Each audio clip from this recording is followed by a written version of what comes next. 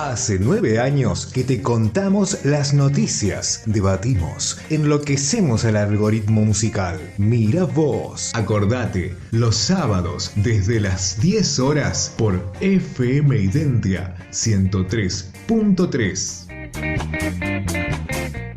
Y te anticipábamos hace un ratito, estamos en comunicación con Luis Brustein, él es periodista de Página 12, subdirector de Página 12, autor del libro El manuscrito Bonaparte, y está aquí comunicado con nosotros para hablar de esta actualidad política, económica, social que nos atraviesa. Buen día, Luis. Pablo Cufré te saluda, gracias por atendernos.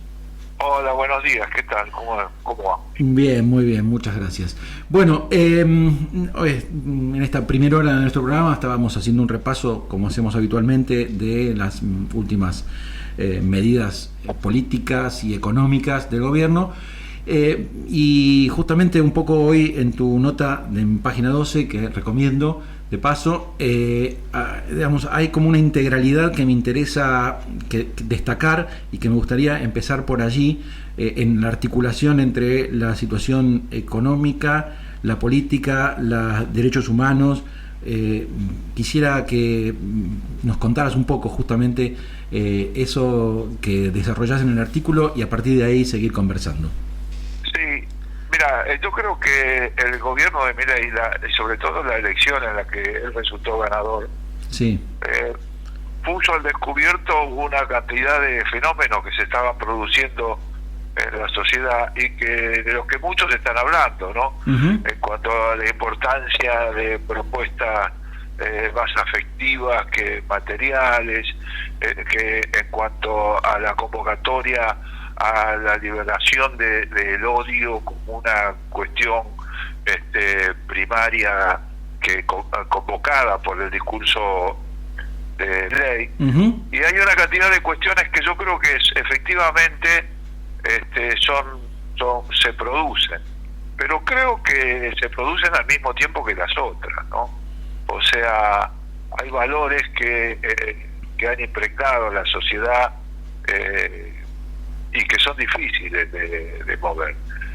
Digo esto en este sentido: uno ve el ajuste, el impacto brutal que ha tenido el ajuste, las políticas, las medidas económicas del gobierno, y en relación con el impacto que ha tenido ese ajuste, la respuesta, la reacción de protestas y demás, no ha sido la que uno imaginaría. Uh-huh, y en ese sentido funcionan algunos de esos fenómenos de los que se habla ahora. Yo creo que a pesar de eso hay valores que están que juegan de manera diferente y que el gobierno busca cuando los acciona, ¿no? Uno fue la educación pública. Cuando quiso meterse de lleno con el tema de la educación pública, hubo una movilización que el gobierno no se esperó, sí, y que fue transversal a casi todas las fuerzas políticas, ¿no? Otro tema es el tema de los derechos humanos. La visita de los diputados oficialistas a los genocidas en el penal de Seiza, que parecía algo que podía llegar a ser intrascendente. Los medios tradicionales prácticamente lo tomaron como un hecho secundario. Bueno, esa visita finalmente detonó una crisis interna dentro de la fila del oficialismo que terminó con la expulsión de una de las diputadas, ¿no? De Lourdes Arrieta. Sí, sí. El tema y esto se une con el tema de la represión a los jubilados. Claro. El gobierno ha mentido, pero que es una mentira descubierta, o sea, no ni siquiera es una mentira que pretende que sea creída, ¿no? Es el tipo de mentiras que funcionan en ese discurso de odio, donde se supone que se dice lo que la gente espera que diga. En este caso, tratar de disparar odio contra los jubilados, yo creo que resulta contraproducente, porque Es fácil demonizar a los sindicatos, que mucha gente lo ve como a la distancia. Es fácil satanizar, demonizar a los piquetes, en fin, y a una cantidad de cuestiones. Pero jubilados los tenemos todos en la familia. Claro, claro.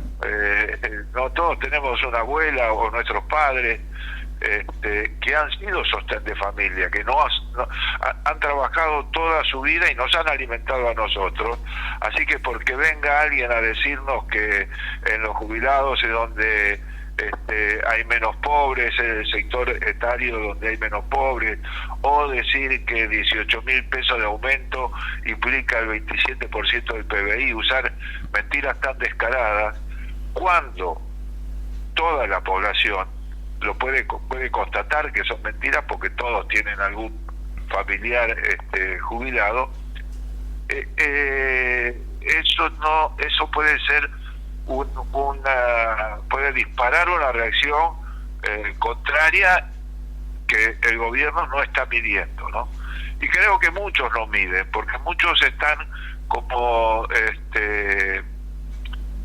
sorprendidos por la poca respuesta al impacto tan fuerte del ajuste económico. Pero yo creo que hay temas que van más a fondo de toda esa cuestión, ¿no? Porque con el tema económico funciona mucho esa frasecita que dice hay que esperar. En este sentido, hay otro fenómeno que tiene que ver con la discusión entre la expresidenta Cristina Kirchner con el senador Mayans. Sí, efectivamente. Yo creo que el senador, la verdad que estaba chichoneando, no creo que lo dijera en serio, lo dijo en broma cuando dijo que usted parece peronista o dijo una frase como esa, y Cristina Kirchner sacó una declaración muy dura, ¿no? Me parece, no sé si algo así como tendría que darse atención psiquiátrica al que diga que Villarroel está cerca del peronismo. Sí. Yo creo que fue una reacción muy dura, pero tiene razón. El otro día la vicepresidenta organizó un acto que había organizado ella misma por las víctimas, es decir, la cobertura son las víctimas del terrorismo, pero en el fondo está la justificación del terrorismo de Estado. Y la justificación del terrorismo de Estado implica la reivindicación de los que asesinaron a miles de peronistas. No hay reconciliación entre las víctimas y los victimarios. En eso la justicia es la única respuesta que se le puede dar a ese tema. Sí. Y existe ahí una leyenda que los peronistas, yo he sido militante en la juventud de la JP y se ha hablado mucho de los militares, los generales nacionalistas y sí, de la oficialidad joven y demás, y bueno, como Perón era militar, había una expectativa en esa figura política que era el militar nacionalista que iba a llegar y iba a arreglar las cosas. Y la verdad que cada vez que subía un general nacionalista, como fue en el 66 el general Onganía, era más entreguista que los otros y además más represor que los otros. O sea, más palo. Casi todos los militares nacionalistas, entre comillas, que vinieron después de Perón, que fue verdaderamente nacionalista, casi todos los militares que vinieron después metieron a funcionarios neoliberales o liberales en el Ministerio de Economía. Fueron muy entreguistas. Y hasta los mismos Carapintada, que se autopercibían como nacionalistas, finalmente lo que hacían era defender al gobierno militar, a la dictadura militar, que lo tuvo a Martínez de Oz como ministro de Economía. Claro, ¿no? claro. En este sentido estaba subyacente esa discusión. Y a mí también me interesaba destacar una cosa. Uh-huh. Cuando se discute quién puede ser, quién es responsable de las designaciones de candidatura, obviamente que en ese sentido nadie puede negar el peso que tuvo Cristina Kirchner para decidir la candidatura de Scioli en el 2015 y después de Alberto Fernández en el 2019. Pero la verdad es que esas candidaturas finalmente se deciden a partir de las mediciones que se hacen, porque en el primer caso el candidato que hubiera querido en ese momento Cristina Kirchner hubiera sido Randazzo, que por suerte no lo fue. Pero no fue mejor con Scioli, ¿no? Pero bueno. Pero sí, claro, pero Scioli era el que, a pesar de que había hecho una gestión desastrosa en la provincia de Buenos Aires, medía mucho más que Randazzo. Sí, entonces sí. Cristina finalmente decidió por Scioli. Y en el caso de Alberto Fernández también era un tema de matemática electoral. Ella necesitaba los 7-8 puntos que tenía a nivel nacional Massa, no lo podía poner a Massa porque en ese momento era muy refractario para la base peronista, para la base kirchnerista, y lo puso Alberto Fernández para traccionar los votos de Massa, y efectivamente eso funcionó. O sea, digo, más que el dedo, lo que ha funcionado ha sido la matemática electoral. Y lo que digo es que no siempre es la mejor es el mejor sistema, porque, por ejemplo, en el caso de Axel Kicillof, eso no fue así. Axel Kicillof se mandó la campaña en la provincia de Buenos Aires y medía 5 puntos, una cosa así nada más cuando empezó. Sí. Y fue de menos a más, y era un candidato. Si los números son cuantitativos por definición, ¿no? Claro. Te dicen cantidades, no te dicen calidades, no es una expresión cualitativa.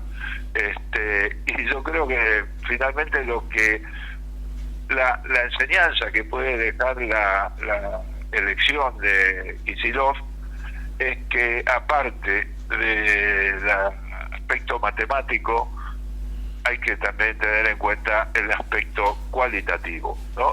Fue un gran candidato en ese sentido, y una persona que gestiona muy eficiente para gestionar, ¿no? Lo que lo ha convertido en la posibilidad de renovar su elección en la provincia en una situación totalmente desfavorable a nivel nacional, ¿no? Tal cual. A propósito de esto, y vuelvo a la actualidad, vos mencionabas la situación con Villarruel, las internas del propio oficialismo y del PJ. Esta semana hemos visto, por ejemplo, que después de este supuesto, de este chichoneo, como lo definías, entre Mayans y la vicepresidenta, hubo un acto explícito de Villarruel respecto de las supuestas víctimas de la guerrilla y qué sé yo, y, sí. Y Lilia Lemoine diciendo que la montonera que tenía más cerca era Patricia Bullrich, o sea, integrando parte del gobierno. Y por otro lado, ayer conocimos el tuit de Guado de Pedro diciendo que en todo caso a los colaboracionistas había que buscarlos con el gobierno, había que buscarlos dentro del Frente Renovador. Esto es una mezcolanza que, para quien más o menos está politizado, informado, es muy difícil de procesar. En la vida real creo que es imposible. No sé cómo es tu mirada respecto de eso, y si hay alguna claridad que se pueda transmitir. No, mira, yo lo que creo es, por más declaracionismo que haya a nivel de la superficie, o la superestructura, si querés, del peronismo, sí. Todo eso es secundario. No tiene demasiada... Pero no provoca una mella, un desánimo. La gente ni siquiera le presta atención a ese tema. Ajá. Yo creo que la gente está más preocupada por resolver los problemas concretos que tiene, para pagar la luz, para digamos, comprar alimentos, o resolver su vida cotidiana, que este gobierno la ha convertido en una tragedia permanente. O sea, no creo que la gente ni siquiera esté prestando atención a ese tipo de debate, que son muy amplificados y demás. Creo que la dirigencia política se equivoca si toma ese rumbo. Y por supuesto creo que sí, hay se están discutiendo temas que tienen que ver como la presidencia del PJ, que sí son temas que tiene que resolver la política. Creo que aunque es un tema que lo tiene que resolver, creo que sigue siendo un tema que está alejado de las preocupaciones principales de la sociedad. Uh-huh. Y creo que finalmente se va a resolver de esa manera, o sea, no creo que llegue la sangre al río. Todo el mundo lo que está planteando es que ese debate, lo que está preanunciando es la disputa por la conducción del PJ, que se tiene que elegir ahora en noviembre, y que habría un planteo de los gobernadores y otro planteo de Cristina Kirchner o de la Cámpora. La verdad que me parece que son diferencias muy secundarias, y que va a prevalecer la decisión que tenga más representatividad, porque me parece que son temas muy secundarios y que los partidos tienen que abocarse principalmente a escuchar lo que le pasa a la gente, ¿no? Sí. A escuchar lo que le pasa a una sociedad que además es una sociedad nueva, que plantea, además de las problemáticas económicas, son problemáticas que se expresan en forma diferente según los sectores que las están sufriendo, ¿no? Te digo, es decir, hay una cantidad de personas que trabajan en su casa con el sistema de home office, hay una cantidad de personas que trabajan para las nuevas tecnologías, para las aplicaciones de internet, de las redes. Uh-huh. Hay una cantidad de personas que trabajan en las mensajerías, hay una cantidad de personas, quiero decir, el 40% de los trabajadores están en la informalidad total, no les llegan ni los planes ni las paritarias. Hay que poner la oreja en esa nueva sociedad y en las problemáticas que están planteando y plantear respuesta a esa nueva realidad. Yo creo que eso es lo más importante en perspectiva. En el caso de la derecha, sí, yo creo que Milei interpreta en gran medida los sentimientos negativos que está generando esa fragmentación, que es la bronca, la envidia, la bronca entre pobres, la envidia entre pobres, que representa el aspecto más negativo de ese discurso, que es muy fuerte, o de esa nueva configuración de la sociedad. Uh-huh. Y lo que creo es que hay un planteo que sí tiene que haber, es que la sociedad está planteando un perfil nuevo para la política.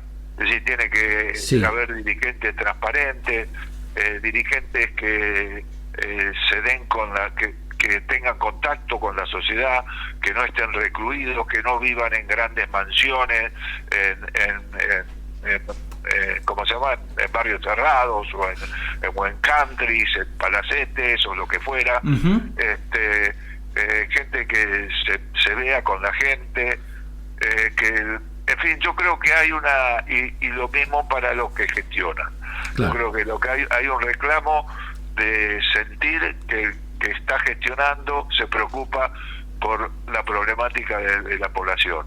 Y en este sentido creo que Axel Kicillof y otros gobernadores y muchos intendentes están expresando esas nuevas reclamos que hay en la sociedad, ¿no? Y lo ves que en vez de quedarse dentro de las casas de gobierno, salen a la calle, hablan con la gente, tratan de resolver problemas con obras necesarias, con medidas que también tengan que ver con problemas de la salud, con problemas de abastecimiento.